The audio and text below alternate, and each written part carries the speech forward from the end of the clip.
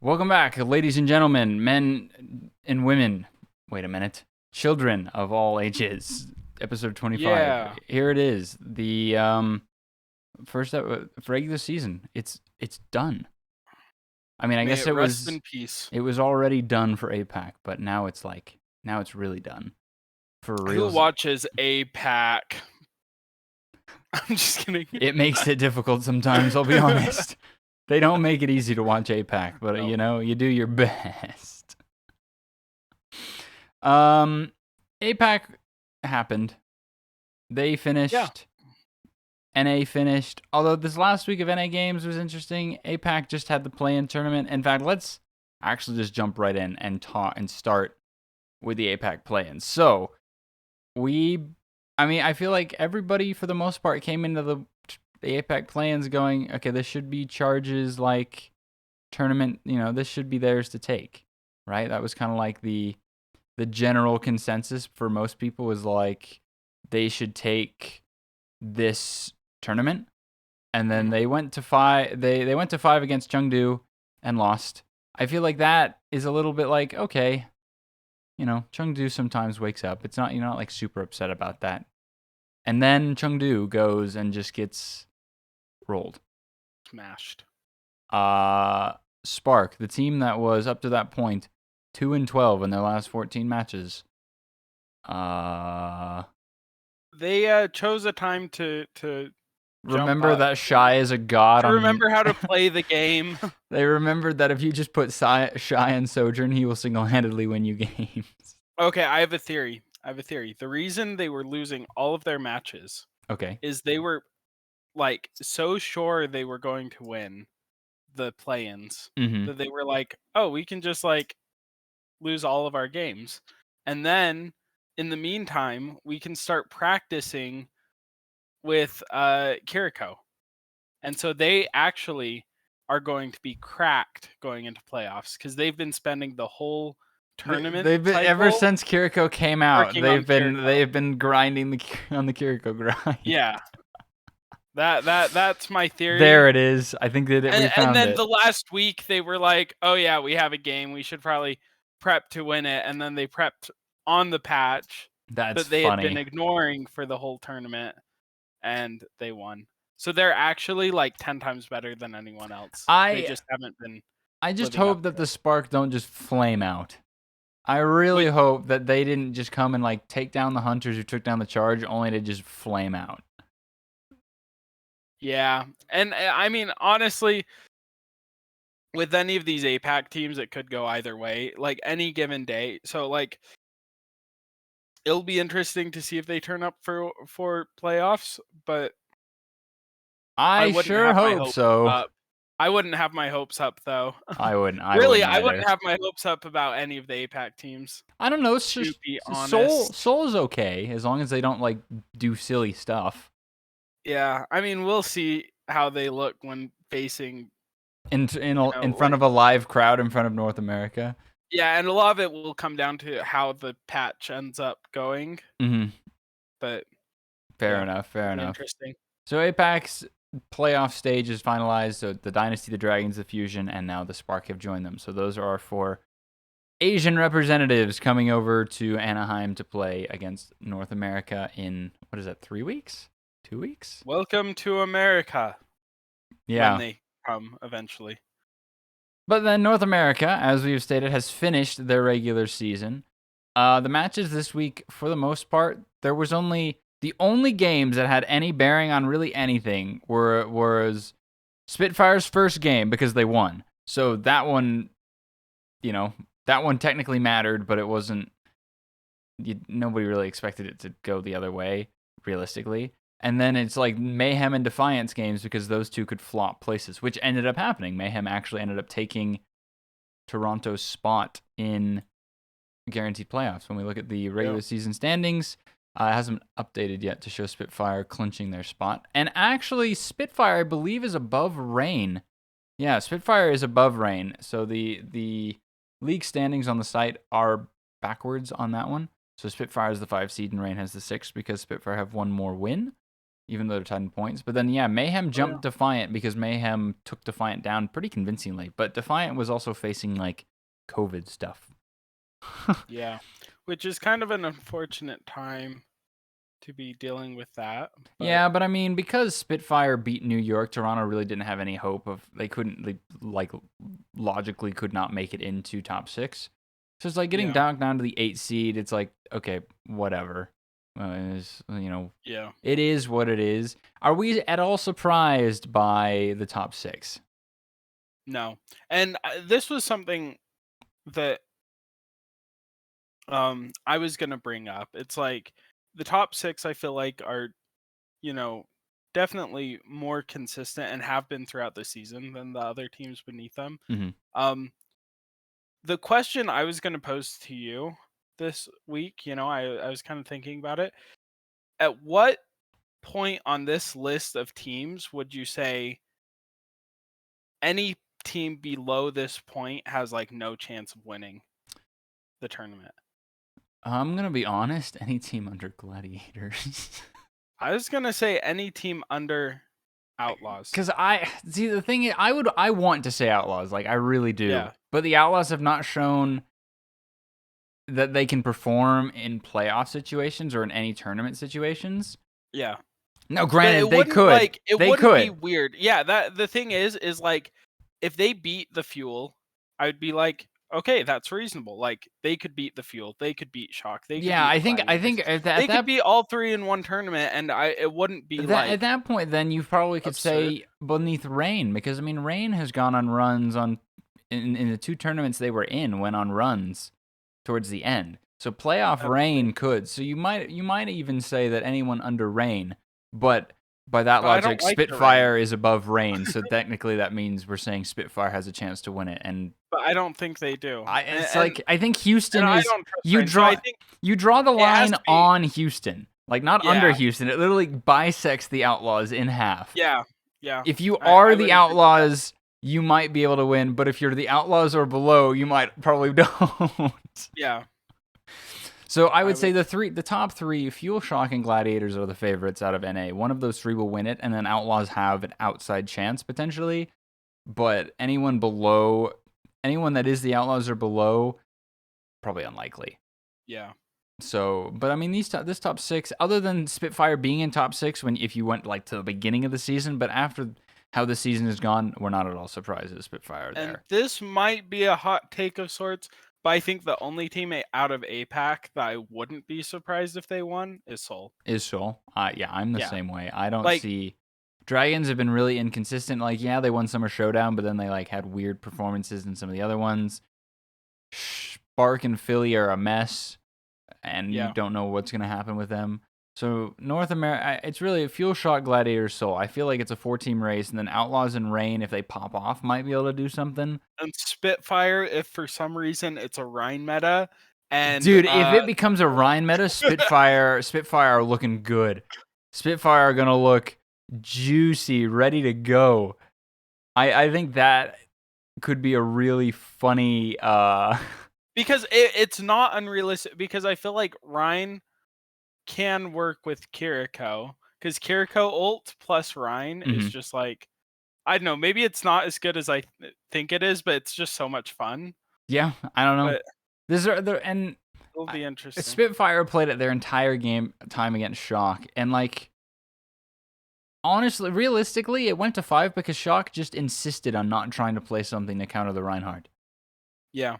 Insisted on not trying to counter Rhine. And I mean, granted, like neither team was probably prepping for that match realistically, because it has been said that all of the teams that had already clinched their spot were just practicing the Kiriko stuff, which like. Although, can we just say that game is the best? That was the match. That was the match of the week easily. That match, it has. I mean, it felt like a show match. It was a show match. Anything. Yeah. It was just. And part of that is both teams are just, fun teams and stuff. And to see them go out and just kind of go crazy in some ways, it was a killer match. It was fun. But I mean, for the most part, the matches this week, there was all like, this match doesn't matter. Boston's playing Paris, yippee. But, And even like in the Outlaws matches, I was like, I know the Outlaws aren't scrimming this, so I'm not like really paying attention to this match. So it's like literally Shock Spitfire was the only exciting match this week. Yeah. But regular season is finished. Spitfire locking in that win against New York. The match itself wasn't big, but like honestly, like I was busy when it was going on. I went back and watched it later. But when it was live, I like pulled out my phone and I was like, 2-0 Spitfire. Yeah, okay. It's a win. Yeah. This week was not all that surprising for North America. So regular season is over. Our top 10 teams are set. The 4 teams in the play-ins, which we will discuss later, are in. And then we have our bottom teams, New York, Vancouver, Paris. Yeah, they're quite a ways behind everyone else. Paris has 1 win. That's unfortunate. And their season's over. And so to those teams, you put up a good try. Did they though? I wouldn't say Paris put up at least New York and Titans had some like okay wins in there. Paris did nothing. They won a game, 1 single game, and even overhauled their roster midway through. So it's like, yikes. But enough about the regular season standing. So, with the regular season being over, and from what I believe, I think MVP voting has been finalized. I think Sean Miller said something about that MVP voting was finished and it will be announced during playoffs. So we wanted to take some time at the end of the regular season and give our votes for MVP, Rookie of the Year, Coach of the Year. So the way we're gonna do this is we're gonna give each of us is gonna give who we chose to win the award, and then we're gonna give our honorable mention, or basically our runner-up, our second place, and then we're gonna give like a shout out, somebody who isn't gonna win the award at all, or maybe even wasn't even nominated in the case of MVP, but someone who we think deserves to be in the conversation at least slightly. So we'll start with MVP, obviously. So who do you have as your MVP? My most valuable player of the year. Okay, I want to preface this by saying I was telling you this right before we started recording, but for the last couple of years, ever since there was the split of the regions, each year there's been the MVP and the Rookie of the Year have been from different regions. And so taking that into account, the script writing, I think the MVP, most likely, I've got to go with Prophet. Really? Yeah. I went with Smurf, so I stayed on the same team. Yeah, and I think it's got to be, like, I would say one of those two is more likely. Oh, Prophet has the same birthday as me. That's cool. I think I just looked like Prophet is. I feel like it's more likely to be Smurf. Yeah, and I would agree that Smurf is really good, but the reason why I didn't is I didn't want. I feel like Rookie of the Year. My first pick is Tank. Okay. You wanted to split it up. Okay, that makes sense. But my second still isn't going to be Prophet, but isn't going to be Smurf, but my third would be Smurf. So who's your honorable mention, your second place for MVP then? Second place is Hanbin. You have Hanbin there? That makes sense. I have Hanbin there. Because I think Hanbin he kind of filled the same role that Smurf filled, but he was not NA. Yeah. My second place is Proper. I feel like I'm not gonna say I hope he doesn't win, but it's like it would be nice to not see him win, considering that it was basically peddled from day one. I mean, we were also sort of at fault for that. Well, but I feel like it's been peddled for so long, and it's like Smurf, Hanbin, and Prophet have been doing a lot this latter half of the season that I feel like they've been able to solidify themselves as better picks than Proper, but yeah. Well, and Proper is insane. He is at the game. But is he as flexible as some of these other players? I mean, he hasn't ever been a detriment to his team, but he's only played a few characters. I mean, he played Bastion and Widow this week. Yeah, but this week didn't count. This week was a joke.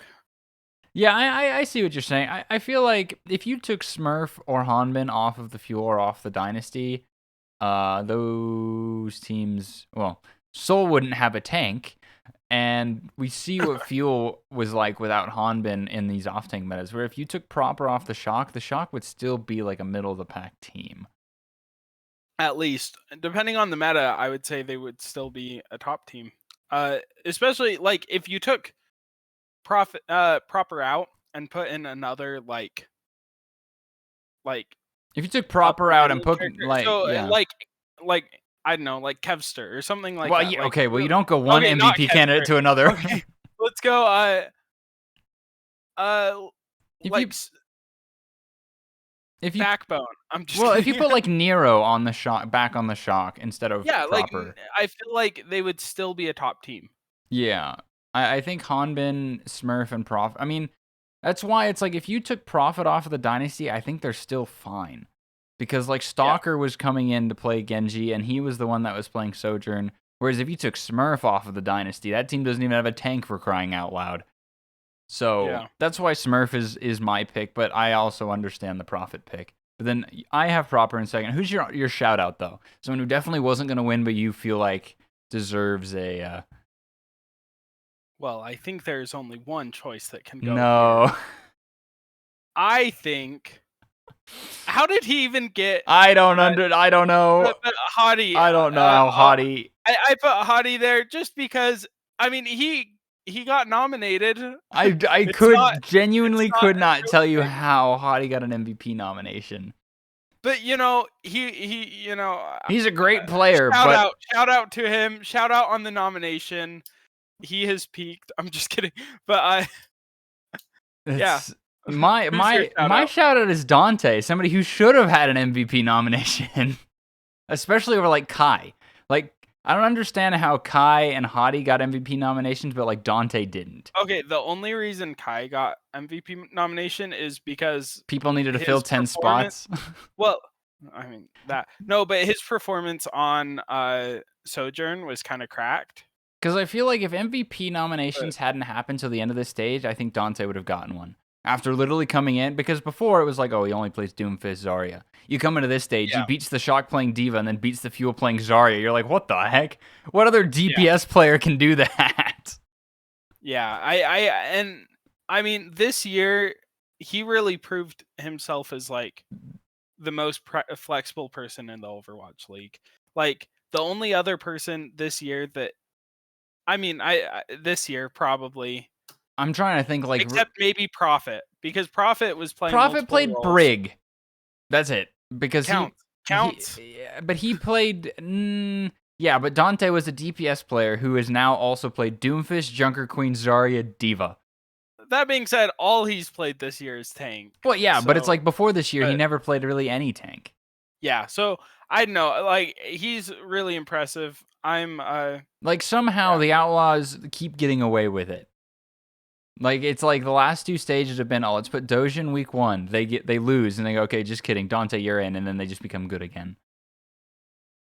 So it's like I genuinely think that if for some reason we go into like a Reinhardt meta, they're just gonna put Dante on Ryan. I'm calling it. If it's a main tank meta, Dante's playing Reinhardt and Winston. I'm ready to see it. And then we're going to have a Spitfire Outlaws matchup. It's going to be Hottie versus Dante, and it's just going to be a clown fest. But moving on to Rookie of the Year. I give it to Proper. I don't think that there's any other rookie that you could give it to other than Proper, realistically. I disagree. Who do you... Wait, really? And the reason why, I feel like Proper carried early when teams were still figuring out Overwatch 2.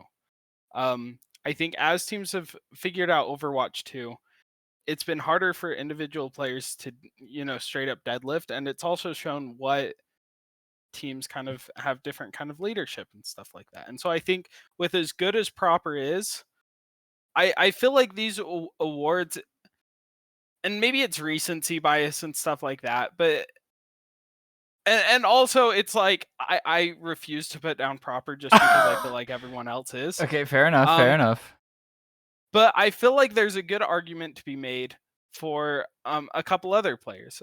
One of which is Reiner. So you have Reiner as your rookie of the year. I have Reiner.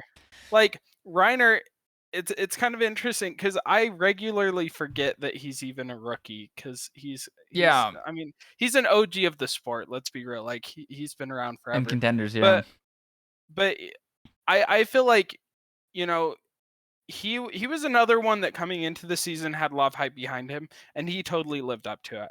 I think, you know, obviously his role has been a little less flashy as like proper and stuff, but I feel like Reiner has really put up solid performances, and I think there's a good argument for I mean, him. I have Reiner as my honorable mention. The reason that I didn't give him the award is just because of the Summer Showdown.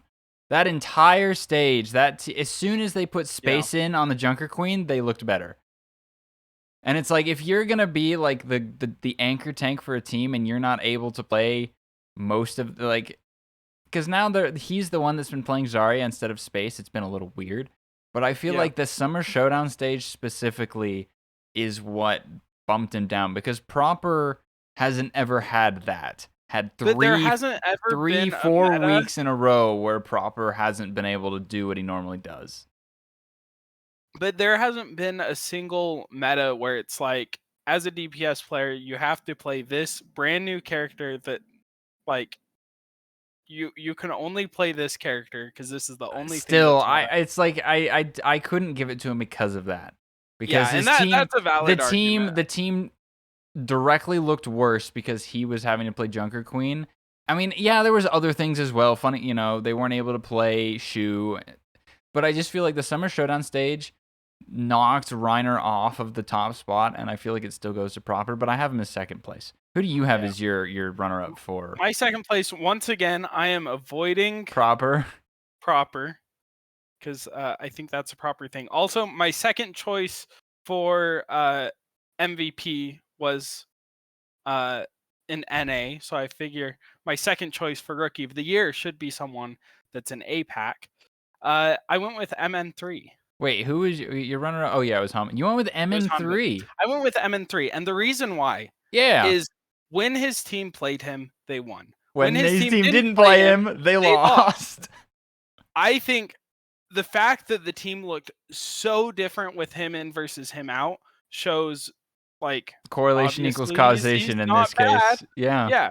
And I mean, there might be other things at play, but I think, you know, that is the most clear-cut case this whole season, where, you know, every week when we talked about his team, we were like, why is Carpe playing over MN3? Why is Carpe playing? Yeah. And so I think that alone makes him, like, I think has a solid argument. And I think if an MVP is someone from NA, then I think MN3 gets it. Wow. I think MN3 is more of a long shot, because I have Reiner as my second place. But you have MN3 in there because you on principle are not voting for Proper. Yep. Because if Proper is in the voting, then MN3 is at best third behind behind Reiner and Proper, I think. Yeah. Yep.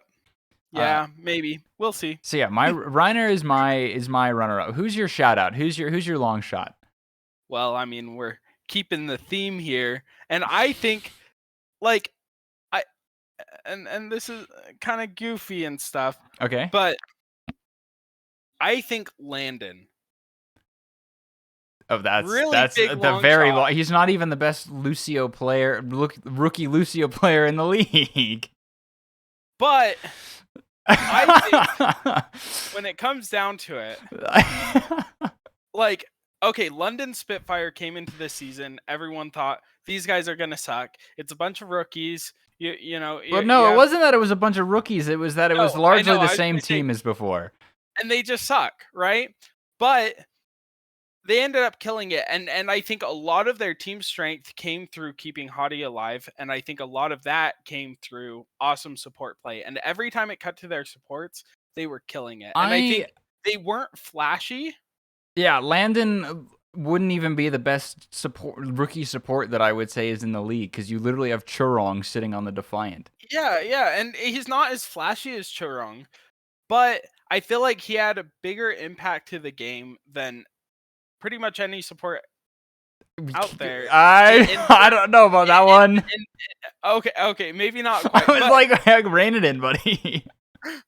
But he put up a really solid performance, and I think, with this being the shout out, I think it's just good to point out Yeah. a player that normally wouldn't get the credit, because What's they were. surprising to me, though, is that you didn't say Sparker. Yeah, I thought about Because it, I but think that arguably Sparker's like the best player on his team. yeah, and that's a good point. But But counterpoint, counterpoint, Landon, Landon. and is Sparker even? Yeah, Sparker's a rookie. I was pretty sure. He wasn't on my list of rookies. I was pretty sure that he was a rookie. He was picked up this year, wasn't he? Or Let am me pull it up. I way off Sparker the goop? Wikipedia. He was. Oh man, he looked so small when he was on British Hurricane. Yeah, I was pretty sure he was picked off British Hurricane for this year. Or was he on the team last year? I didn't think he was on the team last year. He was on. Yeah, I was. 2021 regular season Spitfire. Oh, he was on the team last year? Then I'm just crazy. But I mean, who was watching Spitfire last year? Let's be honest. That'd be why I forgot. Yeah. Fair enough. Yeah, so I think he was on the team, but I think he was benched or something. Like, I don't think he saw much play time. Fair enough. My shout out is Merritt. I think the Outlaws hit a home run with that one. Yeah. I mean, when you sign, because I mean, coming into the season, people were like, "Oh, Merritt's not as good as Kilo. Kilo's better." I think especially Avril was like really dunking on Merritt. He's like, Merritt's just like a worse version of Kilo. He doesn't hit the same highs.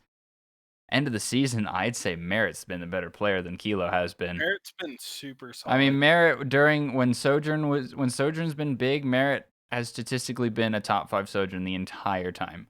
He is a nutcase. I mean, if you put Merritt on the shock instead of Kilo, holy crap. Not that Kilo's bad, but Merritt has been consistently performing. He hasn't had any, like, maybe it's like a down game, but when he has a down game, it's usually like the whole team has a down game. But most of the time, he's always there. He's hitting some crazy shots. Has the only triple collat railgun so far. So there's also that. So Merritt is my shout out. I hope the Outlaws hold on to him for next season. I don't imagine they wouldn't, but yeah, unless he gets a better offer with a real team like the London Spitfire. I highly doubt the Spitfire will care to pick up Korean players. That's true. Anyways, moving on to the next one, Coach of the Year. I feel like we're probably in agreement here, right? Probably.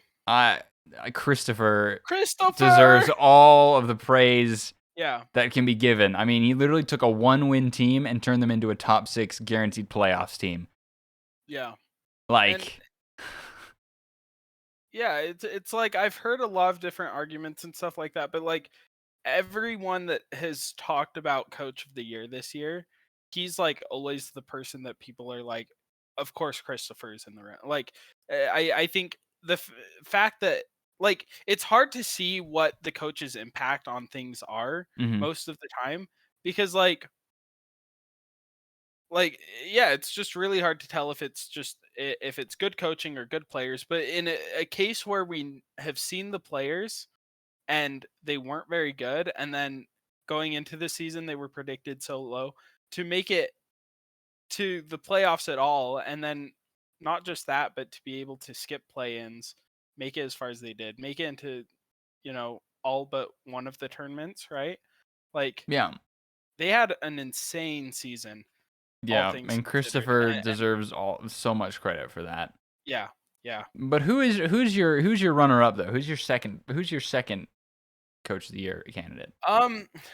I mean, this is where it gets tricky, because like it is a bit now it's a bit interesting, because it's like, I feel like after you get through Christopher, you run into a thing where it's like, well, all the good coaches just have good teams. Where it's like, they're in first time. That being said, like a lot of having a good team comes down to coaching that leads into getting the right players on your team. Like part of coaching That's true. is getting the right players on your team. And so, it's an interesting one, like who do you have? Because I have Toby, because I think that last year the Seoul Dynasty were I mean, yeah, they made it to the grand finals the year before, but last year they weren't doing what they're supposed to. Toby comes in, they lose Marvel and what was it, Michelle? I think it was. I don't remember. And they bring in Smurf as a solo tank. They keep proper. They sign Stalker. They have Vindame Creative. And they're far and above the number one team in APAC. Yeah. I think Toby did a lot of good things with this Dynasty team. I mean, yeah, sure, Dynasty had moments during the season where you're like, really, Dynasty? Come on. What are you doing? But overall, the team has been pretty solid because it's not like it was a super team before, because it was like last year was like Fitz and Profit, and you're like, and everyone else. Yeah. And it's like they were gonna have Jonak coming in, and then Jonak retired or stepped away, and it's like you have one tank. You're like, how is this gonna work? I feel like they made it work.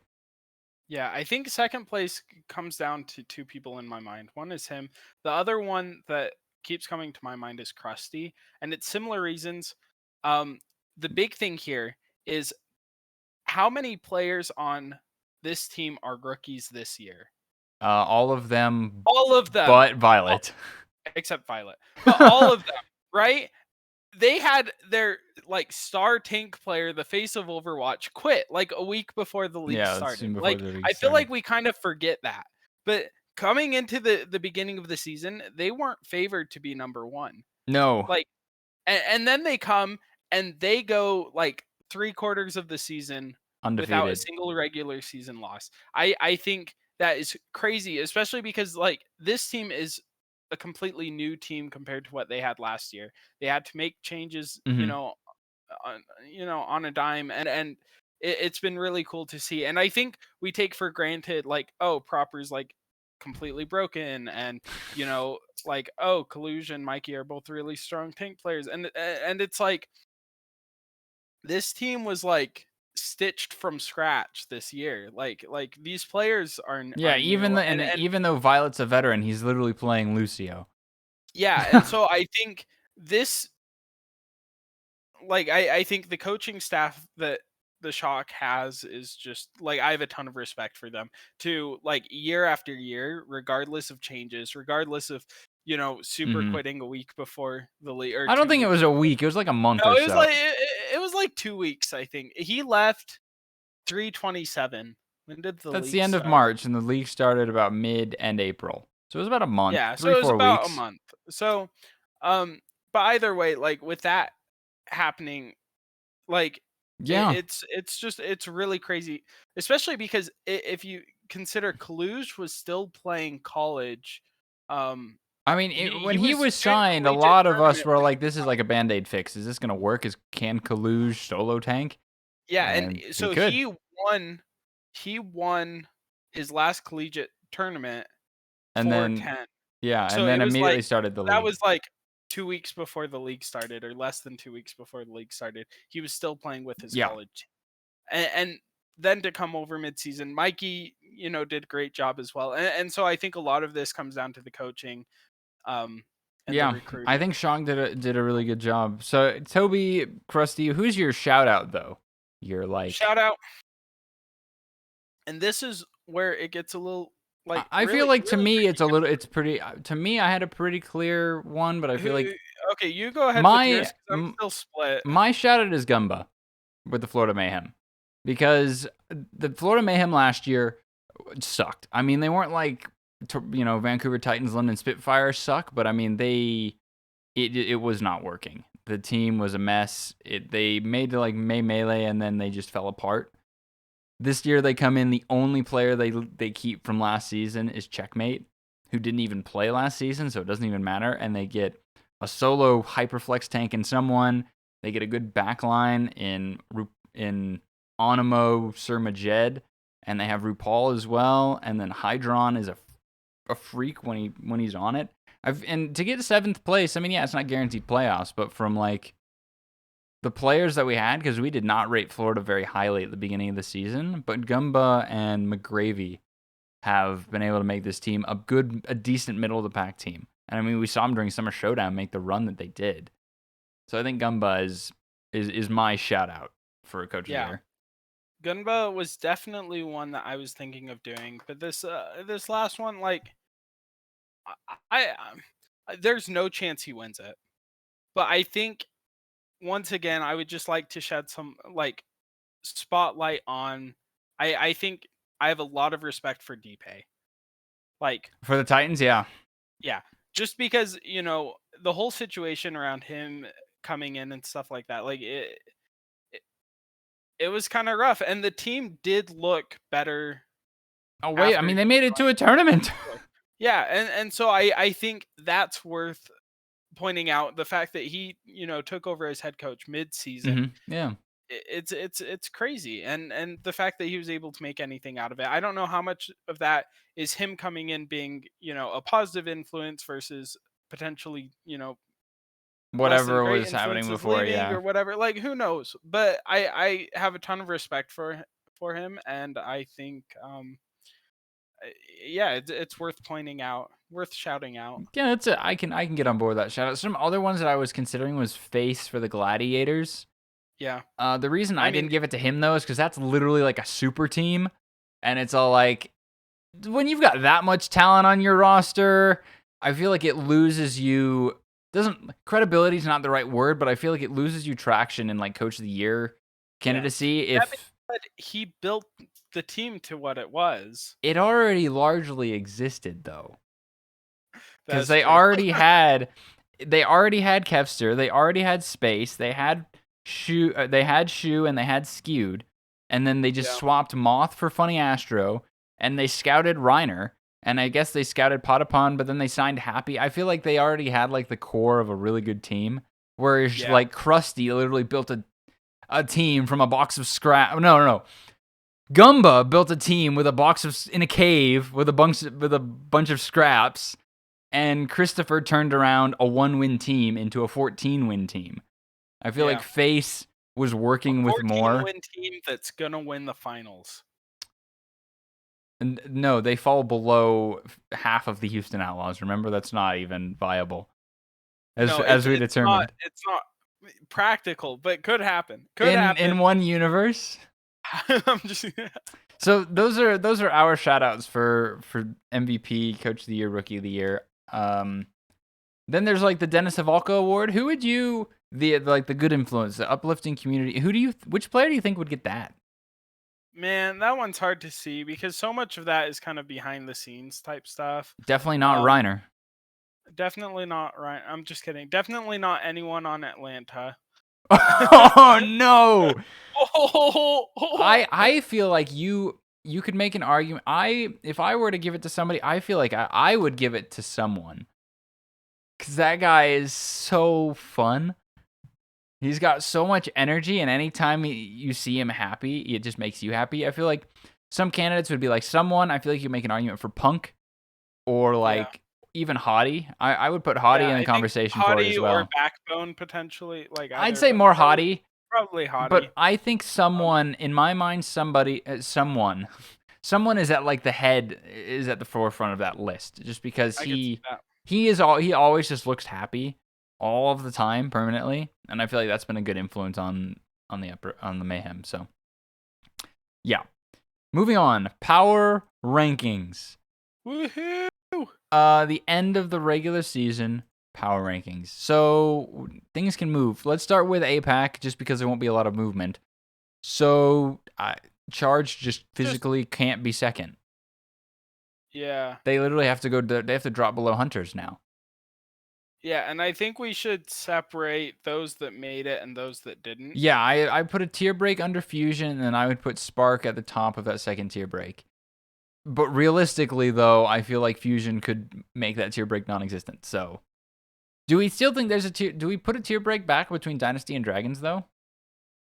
Even though we don't know what the meta is, it's like historically. I think going in blind, I would put these teams on pretty similar footing. Do we think Fusion deserved to be in the same tier with them, though? I wouldn't be opposed to moving them down with the Spark. Putting them back down the Spark. Okay.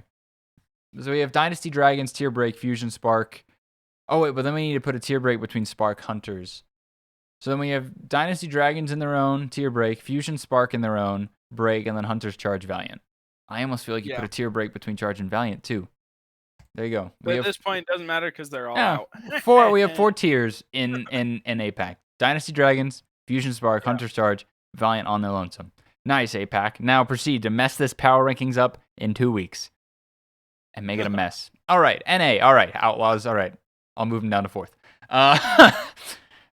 So, In North America, it's hard this week because it was like kind of weird. I feel like we can put Spitfire above Justice. I think. Yes. Yeah.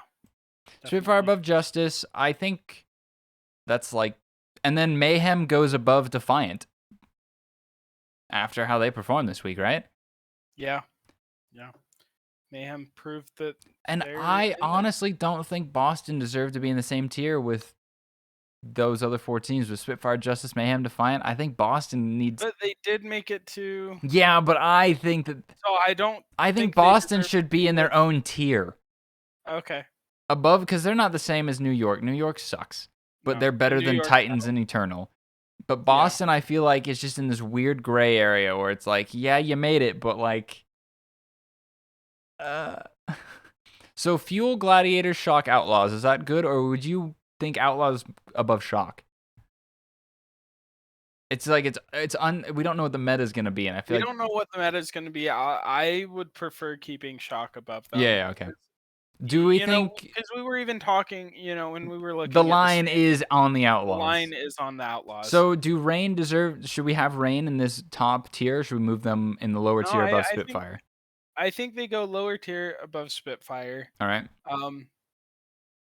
Yeah, and they could pop off. Who knows? They could, yeah. So then, NA, we have Fuel, Gladiator, Shock, Outlaws, Tier Break, Rain, Spitfire, Justice, Mayhem, Defiant, Tier Break, Boston, Tier Break, New York, Tier Break, Titans, Eternal. Or should... I feel like Titans could go in the same tier as New York, I'm going to be honest. Yeah, I'd be okay with that. So yeah, there we go. We have 5 tiers in North America. Nice. Honestly, though, if you could put a tier break on a team, Outlaws are the tier break. Oh, wait. Well, if Outlaws are the tier break, we can remove the tier break then, couldn't we? I mean, technically. I'm going to remove that tier break between Outlaws and Rain and say Outlaws are the tier break. I feel like the line is at the Outlaws. If you're able to be better than the Outlaws, then you have a shot at winning it. And if you're worse than the Outlaws, you have no hope. And if you are the Outlaws... Flip a coin. Flip a coin, Outlaws. Maybe you'll be good, maybe you won't. I don't know. Who knows? So I'm happy with these power rankings. Sounds good. Me too. Fuel, Glad, Shock, Outlaws, Rain, Spitfire, Justice, Mayhem, Defiant, Uprising, New York, Titans, Paris Eternal. Nice. All right. That's it with power rankings. Now, time for North America play-ins predictions. So, 4 teams: Boston Uprising, Florida Mayhem, Washington Justice, Toronto Defiant. So coming into this play-in bracket, this double elim play-in bracket this weekend, who do you think is most likely to win it? Just outright. I think it's got to be Florida. You think it's got to be Florida? Was that what I was going to say? I think it's going to be Florida. I think Justice are the favorites to take it. Even though they didn't play this week, I feel like Justice have looked better than the other teams just in their performances recently. Because, I mean, they did... I think the last few weeks, Mayhem's looked kind of crazy. Fair. I mean, looking at this bracket, the first match is Boston, Florida. Florida takes that, right? Surely. Yeah. Probably, I give Boston a map, 3-1. I think. Yeah, I'd be okay with that. 3-1, and then I feel like Justice Defiant might go to 5, depending on how Defiant feel, but I think Justice come out on top of that. In fact, why am I not in just the pick'ems? I'm just dumb. Hang on. Wait, can I? Yeah. No, I can't even. Just kidding. Never mind. I can't. There aren't pick'ems for. Well, ignore me. Anyways, yeah, I think Justice goes to 5 against Defiant, but I think Justice still win it. So then in the lower bracket, it would be Uprising, Defiant. Defiant win that, I think, also in 4. I think Boston are just outclassed in this. It's like, yeah, Boston, good job, you made it, but I don't think they have any hope of moving on. Granted, they could. And they have impressed us before. They have kind of... Yeah, they've had moments. Better than we've predicted in the past. And so I wouldn't put them completely out of it, but I definitely wouldn't put them in it. Yeah, they're just there. Good job. So yeah, I would say Defiant beats Boston to move on to the losers lower. And then Mayhem Justice, I feel like could go either way. Yeah, I think because the winner of this one takes the 7th seed. But I think that even whoever loses out of Mayhem Justice, I think still beats Defiant. Wins the second one. Yeah, I think those two teams are the ones. I think Mayhem and Justice are the favorites to come out of the play-in bracket. Now their seeding is like up in the air. I don't know who would be the one to take it. Now, and when we look at the playoff bracket, okay, no, I was thinking maybe the playoff bracket would put in the teams. No, so will the round 1, will seeds 5 through 8 get to pick their opponents in the first round? Because mid-season madness they didn't they? Or was it automatically assigned? I don't remember. I think they chose. Or no, I can't remember. I don't remember. So, but anyways, so it might not matter at all. No, makes it, but I think those two teams are the ones that make it. Those two teams will make it. Justice and Mayhem, I think if you place them up against any of the 5 through 8 slots, I mean, they'd be playing against the likes of Dragons, Outlaws, Fusion, Dragons, Outlaws, Rain, and Spitfire, I think, because I think Fusion have a worse record than those because they almost have a losing record. So the top 4 should be Dragons, Outlaws, Spitfire, Rain, and then they will be playing from the pool of Fusion, Spark, Mayhem, Justice.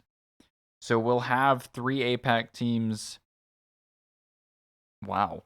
We'll have 3 of the 4 APAC teams are in the first round because Dynasty the only one that's good enough to be better than... Good job, APAC. You suck. You know your region is weird when your third place team has a negative map differential and is barely over 500. That just shows how much better the top 2 teams are. But yeah, APAC was weird this year. I mean, Fusion in the 3 seed have 11 wins. 11 wins! You know where that would put them in North America? 10th! If Fusion were in North America, they would barely scrape into play-ins. Yeah, APAC is weird. And even Dragons, if you move Dragons with their 23 points, I mean, their 23 points would be good enough for 4th, but I mean, their 18 wins, okay, yeah, so they'd be 4th in NA. But like when your 3rd best team in your region is at the same win record as the 9th team in North America, I mean, yeah, you have less teams, so it's like there's parity all over the place, but yeah. APAC, I hope you don't just mess things up in the playoffs.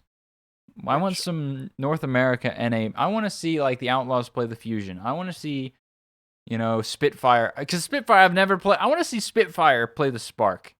I want to see Spitfire play Fusion. I want some good like cross-region matches in the playoffs. Oh, if only.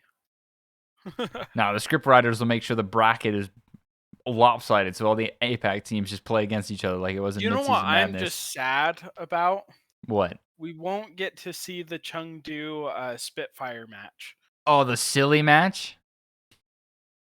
That would be a match. That would be a match. That would... But, you know what we will hopefully get? Season 1 Grand Finals rematch. Ooh. Completely different teams. Fury will be playing against his old team, but I mean, hey, Spitfire Fusion. We could see it.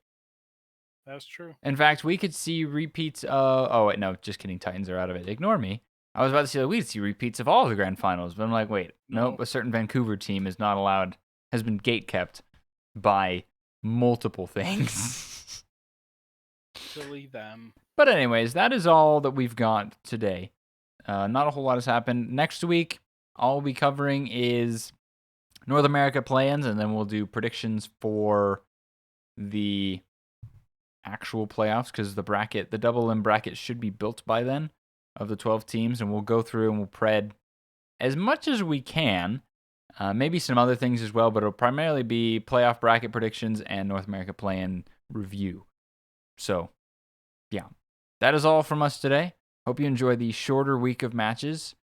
Just gotta say, I don't know if it's just me, but ever since Overwatch 2 came out, our episodes have been getting shorter. Well, it's because the season has been winding down. There hasn't been as much to talk about, you know?